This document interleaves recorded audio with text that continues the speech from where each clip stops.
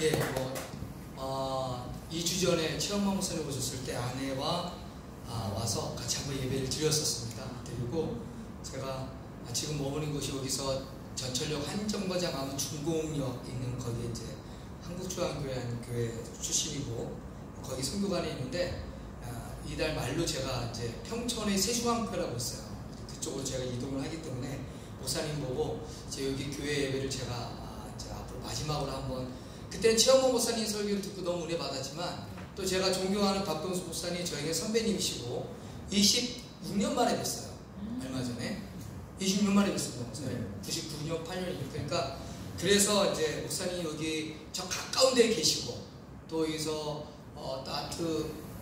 미라클 아트 또 여기서 이렇게 목회하시나 듣고 목사님 설교도 듣고 은혜 받고 싶어서 왔는데 어저께 연락드렸는데 갑자기 간증을 넣는 겁니다. 제가 거부절을 했지만 또 다시 이렇게 주보까지 넣었다고 하셔서 순종하는 마음으로 썼습니다. 예, 저는 딸이 넷입니다. 예, 이름이 나사로예. 그러니까 제가 나사로 그런 막내가 예, 그래서 나사로, 나라사라로라 애랍니다.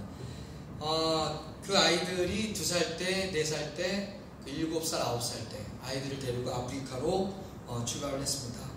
누가 찬송했겠습니까? 저희 어머님이 그때 연세가 80이 넘으셨고 또 제가 팔남이주 막내인데 저희 교회에서는 저희 교회가 이제 부목사님들이 한 30명 되는데 제가 그때 수석 목사를 했었어요. 담임 목사님도 안 보냈고 성도들도 안 보냈고 근데 제가 남들이 보면은 왜 가냐 싶었지만 신학을 하면서 하나님께서 제게 선교에 어떤 열정을 주셔서 가장 이렇게 부교육자로서는 가장 이렇게 주목받고 뭔가 이렇게 담임 목사 청민 들어오는 그때였어요. 근데 그때 하나님께서 제게 도전한 것은 너가 나에게 약속한 게 있지 않냐 그 마음을 주셔서 사실은 원래는 네팔로 가려고 했는데 네팔 쪽에 어떤 선교지가 안 돼서 결국은 아프리카의 우간다 아시나요? 우간다 이렇게 부릅니다. 우간다에서 우간다입니다. 우와 우간다가 동부아프리카입니다. 여러분들이 잘 아는 케냐, 탄자니아, 콩고민주공화국, 남수단에 있는 아주 작은 국가.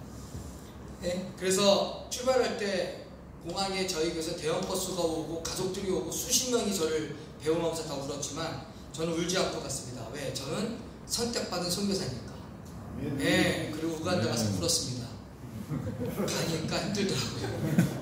네, 그래서 딸들을 다 포기하고 갔어요. 사실은 딸들인데 2살, 4살 아이들을 가서 모든 것을 그 아이들을 하나님께 드렸다 생각을 하고 갔는데 가장 중요한 것은 저희 아내예요. 저 아내가 너무너무 제가 참 존경하고 사랑하는데 그 모든 결정에 엄마지만 아이들에 대한 그런 마음도 있지만 저와 같은 정말 동반자로 동역자로 모든 걸 순종하고 같이 갔다는 게 저에게 큰 은혜가 됩니다. 그리고 가서 수도 아프리카도 수도에 가면 살만합니다. 인터넷도 되고 잘 돼요. 제가 가서 그 나라의 가장 큰 한국의 서울대학 같은 그 대학에서 학생이 한 2만 명 되는 대학에서 그 채플에서 같이 사역을 하는데 보이기는 좋죠. 우간다의 가장 큰 일반 대학의 채플에서 이렇게 학생들 교수들 사역을 한다 이렇게 멋지게 보였는데 어딘가 제 마음에 공허함이 있었습니다. 왜냐면 여기는 이미 그 나라의 엘리트들이 있어서 이미 이분들이 저보다 영어도 잘하고 실력도 있고 또 옥스퍼드나 미국의 많은 대학 유학 갔다 온 목사님들도 있었고 아프리카 분들도 장학금을 주니까 근데 굳이 제가 이 선교사로서 여기서 이렇게 폼을 잡고 있어야 되는가 하는 그런 갈등이 있을 때 우간다 수도에서 한 450km 떨어진 우리가 이제 소위 말하는 오지라는 데가 있어요. 그게 콩고민주공화국과 국경 있는 쪽인데 이제 솔직히 말하면 거기는 나무로 떼서 밥을 먹고 전기가 없었고 또 물은 우물물로 먹고 하는 그런 지역입니다. 다 빗고져 있고 제가 거기를 여러 번을 이제 이 수도에 있으면서 2-3번을 갔다 왔는데 거기에 있는 비숍 그러니까 교단의 대표되는 분이 저한테 파스터리 여기에 청소년들과 젊은이들이 많은데 여기가 좀 사역을 도와달라는 말을 했어요. 저는 여러분들 아시죠? 누가 기도해달라면 거절하는 게 뭡니까? 기도해 볼게요. 이거거든요. 기도하시나요? 안 해요. 이건 이미 마음이 저희 내가 여기를 왜 와? 그리고 몇 년이 지났는데 저희 아내가 또 우리 아이들이 4명인데 학교를 보낼 재정적 여력이 없는 겁니다. 근데 아내가 어떤 미국 기니 세운이 선교사학교와 교제가 돼서 저희 아내가 영어가 잘하지 않았는데 그 학교에 직원으로 선택이 돼요. 학교의 행정직원으로. 그래서 저희 아이들 장학금을 그 학교에서 다 준 겁니다. 그게 1년에 2천만 원이에요. 제가 그 돈이 없어야 를 학교 못 보냈거든요. 근데 기적처럼 그 학교가 돼서 저희 아내가 그 학교의 직원이 되면서 우리 아이들 한 1년에 선교사인데 매년 받는 장학 그 선교비보다 더 많은 것을 학교에서 제공을 했습니다. 아내는 이제 미국, 영국 사람들과 함께 거기서 일을 하면서 너무 행복했어요. 저는 아침마다 5명을 학교에다 놓고 사역하고 저녁에 가서 데려오는 이런 케이스가 됐어요. 너무 좋은 건데 1년이 지났는데 어느 날 새벽에 하나님께서 저에게 강력하게 저의 잠을 깨우십니다.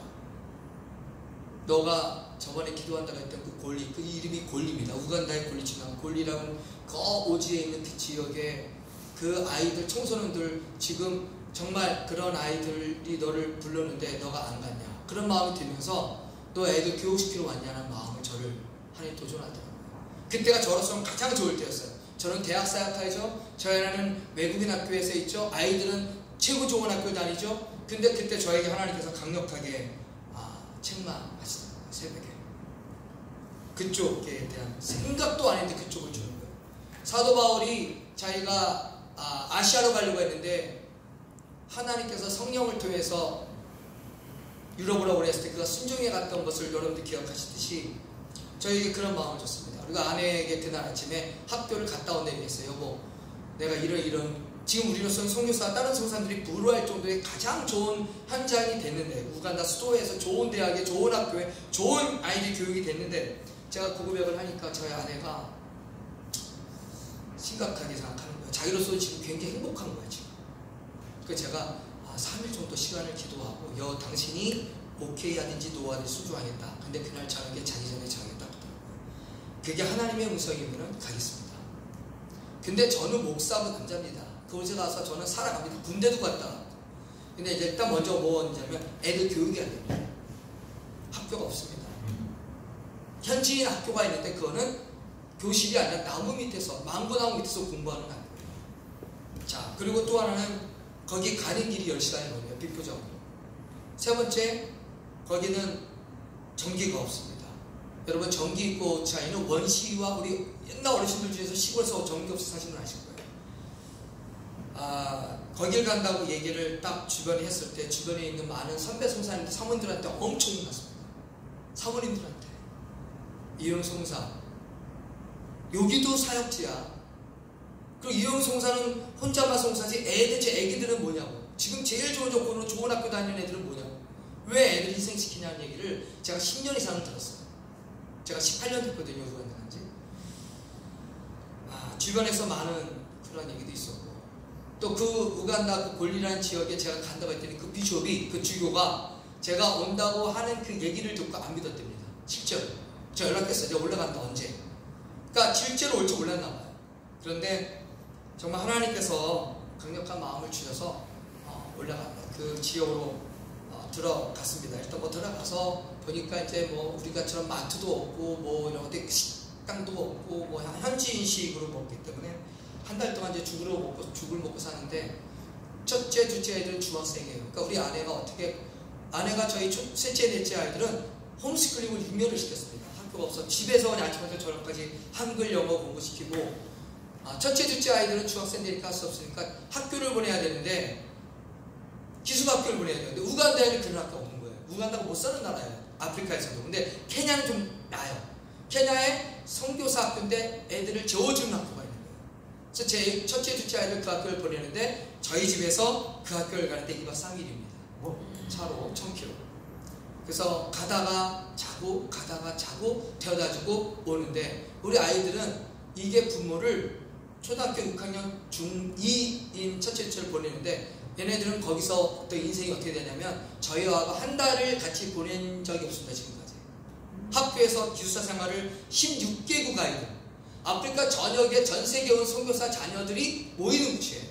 그러니까 그 반에 가면 검은 머리, 빨간 머리, 하얀 색깔, 파란 색깔 이런 애들이 모여가지고 기숙사로 여자애들, 남자애들 모여서 미국 선생님들한테 배우는. 그러니까 아이들이 생리나 이런 것들도 자기네가 그냥 어린 나이에 혼자서 다 해결한 거예요. 부모 없이. 그래서 아이들이 딱 한 달 방학을 줘요. 그 제아가 2박 3일 가서 데려오는 거예요. 또 2박 3일 오고. 참 아빠로서는 못할 짓이었습니다. 그런 경우도 있었습니다. 제가 이런 말씀을 드리는 거는 지금도 걔네들이 잘못됐다고 이런 얘기 안 하겠죠. 그러면서 사역을 했습니다. 여러 가지 사역을 했는데 워낙 어렵고 힘든 지역인데 여러분들 기억나세요? 저 어렸을 때 기억나요. TV가 있었어도 제가 60년대생인데 70년대 TV를 갖고 있는 집 별로 없었어요. 저 서울에 살았어요. 그러니까 뭐였냐면 아버지 옆에 늘 그 트랜지스터 라디오를 듣고 마루치 아라치 이런 거 듣고 전 자랐어요. 근데 거기를 가니까 TV도 없고 아무것도 없어요. 근데 라디오는 있어요. 그러니까 모든 사람이 라디오 다 갖고 있어. 농사 지면서. 왜냐면 라디오를 들어야 어느 동네에 누가 죽었네, 옆 동네에 뭐가 됐네, 그런 정보를 들으니까 다 듣는데, 제가 이제 청년 청소년 사역을 주로 했거든요, 지금까지. 근데 그 라디오, 그리고 거기는 차도 없잖아요. 다 걸어다녀요. 차는 뭐냐면 화물차 같은 게 있으면 화물차 그 위에 한 구통 100원 주고 그 화물 위에 타다가 많이 떨어져서 죽는 경우가 많거든요. 그러니까 걸어다니고 자전거 타고 다니는 거예요. 그러니까 서로가 서로를 몰라. 근데 그 라디오를 듣고 옆 동네 얘기를 다 듣는 거예요. 그래서 제가 하나님 이 라디오 사역을 좀 하고 싶은데, 제가 방송도 모른다 그랬는데 하나님 기적처럼 제가 한국에 와서 어느 부대, 제 처남이 군무이거든요. 설교했더니 통신대장 중령인데 그분이 제 우간다로 전화 왔어요. 어떤 넌 크리스찬 되는 교수님이 방송 그 라디오 송출기를 기증안 있다는 거예요. 저한테. 안 믿는 분인데 그분이 사실 통일교예요.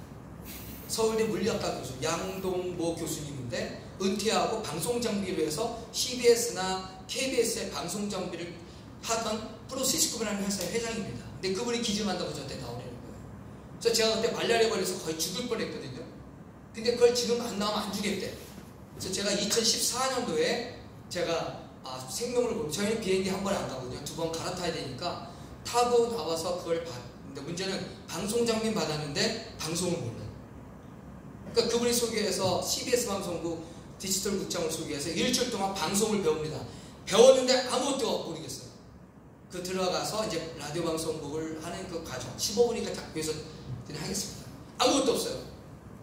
건물도 없고. 그러니까 현지인들이 자기들이 쓰던 사무실을 내서 그거를 계란판을 붙여서 만들고, 안테나도 세워야 되는데 없으니까 거기서 사업하는 한국분이 하는 텐트에서 만드는 물을 위해서 용접, 그것도 전기가 없으니까 발전기 가져가서 연결해서 일주일 동안 23m 안테나에 세워서 시작을 했습니다. 그리고 제가 극동방송처럼 복음만 전하게 되고 복음을 썼습니다. 저희는 청소년들 대상이라서 스포츠 뉴스나 축구 뉴스나 이런 걸 많이 했어요. 저희가 일주일 만에 30만 명이 저희를 청취하게 돼요.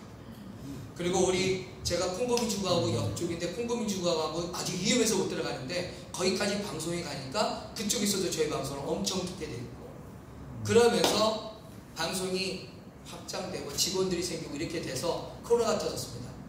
코로나 때 제가 잠깐 안심을 한번 나왔는데 코로나 터져서 락다운이 돼서 못 들어가서 비행기가 안 떠서. 근데 그때 우간다는 2년 동안 락다운했어요. 학교를 2년 동안 못 닫았습니다. 독재국가이기 때문에 가능한 거예요.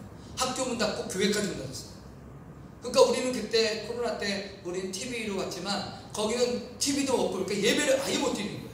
그때 우리 라디오 방송국이 라이브로 목사님들 모셔다가 라이브로 주일 예배와 모든 예배를 다 드렸어요. 그때 사람들이 어마무시하게 저희 방송국으로 몰리면서 20만 명, 30만 되던 방송국 청취율이 100만 명이 증가됩니다. 그리고 넌스 크리스찬 이 친구들도 우리 방송을 듣고, 왜냐면 스포츠 뉴스도 하죠, 월드 뉴스도 하죠, 한국 뉴스도 해요. 우리는 BBC, 영국의 BBC 뉴스를 저희가 받아서 송출하기 때문에 영어하고 현지어 2개로 했거든요. 제가 여기 있는데 연락이 왔어요. 파스터, 저는 이제 왓츠앱, 미국 사람들은 왓츠앱 있습니다. 카카오톡 왔어요. 왓츠앱이라는 걸 통해서 계속 연락을 하는데 저한테 파스터가 들어오기 전에 우리가 지금 어떤 문제가 있으니까 이걸 해결해요. 그래서 제가 문이 딱 열리자마자 저랑 같이 있던 그 우간다에 있던 동역자의 목사님들이 코로나 돌아가셨어요. 거기는 백신도 없고. 근데 제가 열리자마자 들어간다니까 저희 교회에서 막는 겁니다. 거의 위험한 데에 들어가요.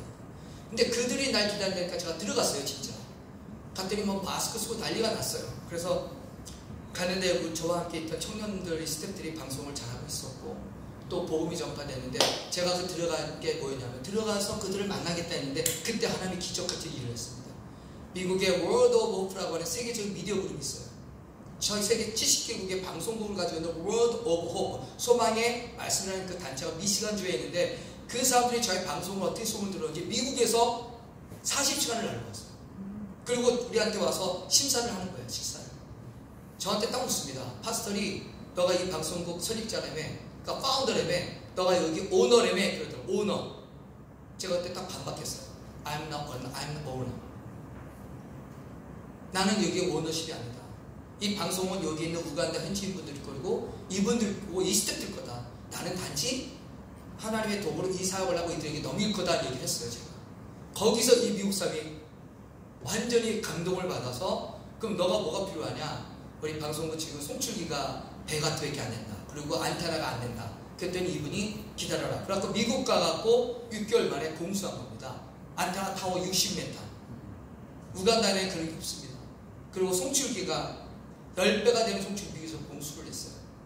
그러는 가운데 또 한국의 30대 중반 되는 어떤 집사님이 젊은 사람이 저한테 학교를 져주겠다 돈을 준다는 거. 저는 학교 필요 없고 너무 바쁘다 했더니 그 뭐에 도와주냐? 우리 방송국이 아주 조그만 사무실인데 그랬더니 그 양반이 돈을 어마무시하게 보내서 1년 동안 방송국 건축을 해서 방송국이 스튜디오가 3개가 되고 이런 게 설치가 됐어요. 그래서 그게 코로나 끝나고 2년 사이, 그러니까 2022, 2023년에 그게 완성이 되면서 방송국이 실사가 되고 방송이 되면서 저희 방송국 청취 인원이 200만 명이 증가합니다. 하루에.